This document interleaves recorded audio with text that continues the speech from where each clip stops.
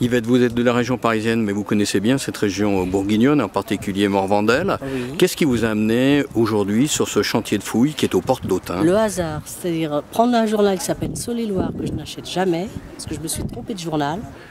Et donc j'ai vu aujourd'hui manifestation, portes ouvertes, aujourd'hui, toutes les 1 heure, toutes les heures, pour aller visiter côté Janus, et puis cette joie de découvrir depuis peu cette archéologie que je... Alors le fait de voir justement un chantier de fouilles en pleine action, ce qui n'est pas toujours très courant. Non, d'autant que c'est visible à tous, et ce qui est assez étonnant, c'est qu'on peut actuellement encore toucher les objets. À mon avis, d'ici quelques années, ça sera absolument impossible.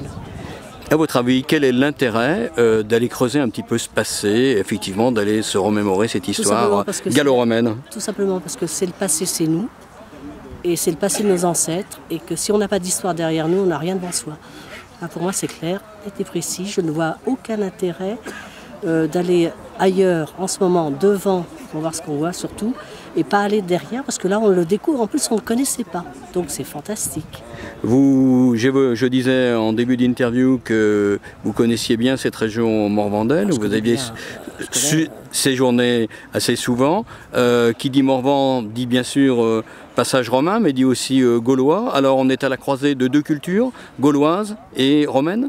Alors, je dirais, bien sûr, on n'a pas le choix. Hein. C'est gaulois, parce que on est, moi, en ce qui me concerne, l'héritage de gauloise, dit français, entre guillemets, ceci étant fortement culture romaine, parce qu'ils ont laissé un passé considérable, et qu'à l'heure d'aujourd'hui, eh bien, on se base encore sur la Rome pour pouvoir faire ce qu'il y a aujourd'hui, c'est-à-dire que le chauffage, il existait, les fameux jacuzzi, c'est eux, enfin bon, on ne peut pas occulter la Rome, c'est impossible.